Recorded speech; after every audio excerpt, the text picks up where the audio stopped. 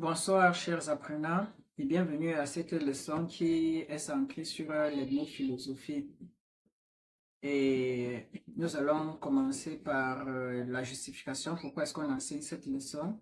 C'est pour mettre les Africains au contact de leurs réactions, des réactions de leurs ancêtres, des réactions de leurs penseurs face à l'ethnocentrisme, face au fait que les Blancs renient aux Africains la possibilité de penser logique, puisque dans la leçon précédente, nous avons vu que les Européens ou bien les européocentristes ont considéré que le noir n'est pas capable de philosopher, le noir n'est pas capable de penser logique. Donc, l'ethnophilosophie est une réaction des Africains à cette conception ethnocentriste occidentale. En guise d'introduction, nous voyons que face au refus de la philosophie chez les nègres, les Africains, les négro-africains, eux, vont mettre sur pied une autre tendance de la philosophie, qui est l'ethnophilosophie. Cette tendance est une réaction à l'ethnocentrisme. Cette tendance a pour but de montrer que nous aussi, nous pouvons philosopher. Nous aussi, nous avons philosophé. Nous n'avons pas sûrement philosophé de la même manière que les autres races, mais nous avons une autre propre manière de philosopher qui est ce qu'on appelait l'ethnophilosophie. D'ailleurs, Ebousi Boulaga dira, nous avons aussi une philosophie. Donc, c'est en quelque sorte dans cette logique que se situe l'ethnophilosophie. Prouver au monde que nous aussi, nous sommes capables de philosopher, nous aussi, nous sommes capables de penser logique, et nous aussi, nous avons philosophé. En grand temps de cette leçon, nous voyons l'orientation de l'ethnophilosophie. Comment est l'ethnophilosophie? Donc, on définit d'abord l'ethnophilosophie. L'ethnophilosophie est une tendance de la philosophie qui considère les mythes, les contes, les légendes, les proverbes comme une philosophie purement africaine. Tous ces éléments sont bien évidemment des éléments de la culture. Donc l'ethnophilosophie considère la culture, les éléments de la culture, comme une manière propre des Africains de philosophie, une manière propre des Africains de penser logique. Et nous avons vu, il faut quand même qu'on définisse quelques termes, en plus de définir l'ethnophilosophie, il faut qu'on définisse les termes qui font l'objet de cette ethnophilosophie. On a vu le mythe. C'est quoi le mythe? Le mythe est un récit fabuleux ayant pour but d'expliquer l'origine et le fonctionnement des sociétés. Donc, le mythe est un récit fabuleux d'origine populaire qui met en scène des êtres. Ces êtres peuvent être des dieux, des forces surnaturelles et qui symbolisent des énergies, des puissances et qui met en relief les aspects de la condition humaine. Donc voilà globalement le mythe. J'ai donné des définitions, donc à l'élève de choisir sa part de définition. Et il faut qu'on définisse également le conte. C'est quoi un conte? Un conte est un récit de faits ou d'aventures imaginaires, généralement court. Donc voilà le conte. Le conte, c'est un récit imaginaire qui est généralement court. Nous avons aussi vu la légende. On a parlé des légendes. C'est quoi une légende? La légende est la représentation traditionnelle des faits des personnages réels déformés et amplifiés. Donc la légende, ce sont des récits de personnes amplifiés. Je prends un exemple. Si Amora il y avait quelqu'un qui était très fort, on va amplifier, on va dire à la fondation de Mora, il y avait un homme très fort, il écrasait la tête de ses ennemis avec ses mains. Donc c'est ça qu'on appelle les légendes. Donc les légendes peuvent être réelles ou imaginaires.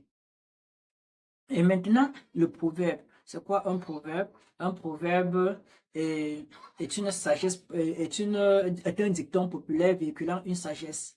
Donc, généralement, c'est ce qu'on dit de manière populaire dans le but d'éduquer. Comme par exemple, une personne peut envisager quelque chose qui le dépasse. Alors, un proverbe dit juste que tu risques d'avaler le bœuf avec les cornes. C'est une manière de lui dire, ce que tu vas faire, tu ne pourras pas t'en sortir. Donc voilà, c'est ce qu'on appelle généralement les proverbes. Non, les proverbes sont des dictons populaires et véhiculant une sagesse. Euh, voilà globalement l'orientation de la philosophie. Et on va voir les positions de chacun, puisque les ethnophilosophes sont nombreux. On va juste étudier quelques personnes. On commence par Placide Tempels. Curieusement, Placide Tempels, lui, curieusement, n'est pas un noir, il est un Belge. Et il étudiait au Congo, il était un missionnaire qui étudiait au Congo, et il a recensé les faits culturels africains. Et quand il a recensé les faits culturels africains, il s'est rendu compte que tous ces faits culturels avaient un fond commun qu'il appelait la philosophie africaine, la philosophie bantou. Il a écrit d'ailleurs un ouvrage, La philosophie bantou, et c'est la philosophie bantou qui a, c'est cet ouvrage qui a relancé de manière assez, comment je vais dire, relancer le grand débat sur la philosophie africaine. Donc, elle a estimé que les éléments de la culture africaine, les mythes, les contes, les légendes, les proverbes, forment une manière propre des Africains de philosopher. Il a utilisé ce qu'on appelle la, euh, la force vitale. L'être, le noir agit avec la force vitale et sa force vitale est presque partout. Donc, il a appelé ce qu'on appelle la philosophie du vitalisme. Donc, le nègre croit en ses capacités multidimensionnelles. Le noir croit en la capacité qu'il a plusieurs représentations. Il peut devenir un arbre, il peut devenir un animal, ce qu'on appelait le totémisme et autres. Et Placide Tempels, et on le sait déjà que c'est une réalité. Il y a ce qu'on appelle le totémisme en Afrique. Il y a des hommes qui sont capables de se transformer en animal. Ce n'est plus un de pour personne. C'est ce qu'on appelait le totémisme. Et Placide Tempel estime que le noir est capable de se déployer dans le cosmos à travers ses totems qui lui permettent d'accroître sa force vitale. Donc, Tempels, globalement, a essayé de montrer qu'il existe une philosophie négro-africaine, une philosophie bantou, différente des autres philosophies, des philosophies des autres peuples. Donc, les Noirs ont leur propre manière de philosophie, leur propre manière de voir le monde. Ça, c'était la position de Placide Tempels. Nous arrivons sur la position en grand 3, la position de Basile Julia Fouda. En grand 1, nous avons vu l'orientation de l'ethnophilosophie. En grand 2, nous avons vu la position de Placide Tempels.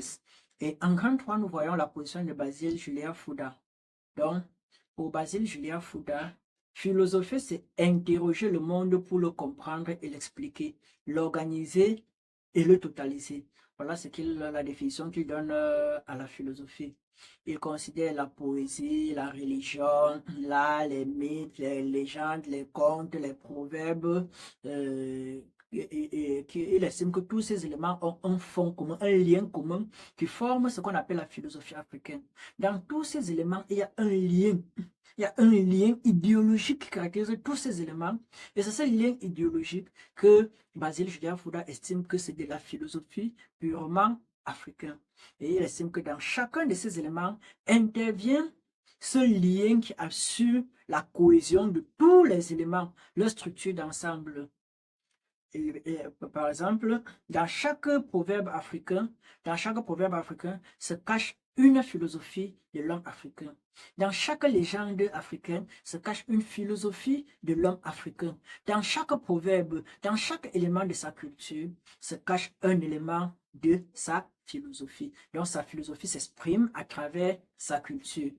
C'est pourquoi il va déclarer, je le cite, la philosophie nègre doit se transmettre à travers les âges, comme un héritage à recevoir, à défendre et à incarner pour atteindre l'existence authentique. Ça veut dire quoi?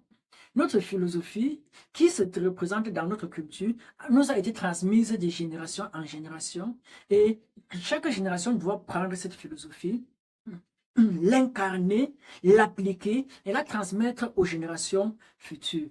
Donc voilà la position de Basile Julia Fouda. Et Basile Julia Fouda, il accuse ceux qui s'opposent à l'ethnophilosophie de ne pas prendre en compte la personnalité africaine. Il estime que l'Africain a sa propre personnalité, son identité. Non, l'Africain a une identité qui lui est propre. Il y a une identité négro-africaine, et ceux qui s'opposent à l'ethnophilosophie ne prennent pas en compte cette identité négro-africaine. Pour Basile Julia Fouda, toute philosophie est relative, est en relation avec l'espace. Il n'y a pas une philosophie qui est coupée de son espace de vie. Il n'y a pas une philosophie qui est coupée de ses modes de vie. Il n'y a pas une philosophie qui est coupée de ceux qui pratiquent cette philosophie. Donc, pour lui, il ne saurait avoir une philosophie universelle. Chaque peuple a sa philosophie, puisque chaque peuple a sa manière de concevoir le monde, chaque peuple a sa manière de voir le monde, chaque peuple a donc sa philosophie. Il s'oppose à l'universalité de la philosophie.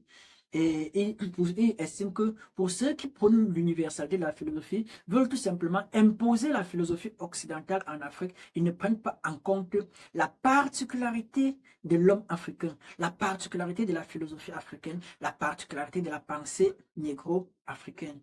Et il estime que la philosophie européenne n'est valable que pour l'Europe et n'est pas valable en Afrique. Et l'Africain doit inventer sa propre philosophie. Et la philosophie africaine, pour lui, doit se défendre contre tous ceux qui l'attaquent. Donc voilà la position de Basile Julia Fouda. On prend en grand 4 la position de Lengan Tumba. Pour Lengan Tumba, on ne doit pas faire les 2 poids, 2 mesures. Pour Lengan Tumba, il existe une philosophie purement africaine qui est l'ethnophilosophie. Il estime que les grands penseurs européens, comme Socrate, n'ont jamais écrit un seul livre. Socrate n'a jamais écrit un seul livre. Et pourtant, l'Occident considère Socrate comme le père de sa philosophie. Socrate est le père de la philosophie occidentale, et pourtant il n'a jamais écrit un seul ouvrage. Tout ce qu'on connaît de lui, ce sont ses disciples qui ont rédigé. Alors, cela veut dire, on a pris l'oralité en Europe comme de la philosophie, et Lengan Tumba dit, si on prend l'oralité en Europe comme de la philosophie, alors en Afrique, on doit également prendre l'oralité comme de la philosophie. Et l'oralité, c'est quoi? Les contes, les légendes, les proverbes et les mythes. Donc, c'est cela qui forme l'oralité. Pour lui, c'est en Europe, on a pris l'oralité comme de la philosophie, au point où on a fait de quelqu'un qui n'a été choral, le père de la philosophie occidentale. Alors en Afrique, on doit également prendre cette oralité. Et ce qui va l'amener à écrire, je le cite,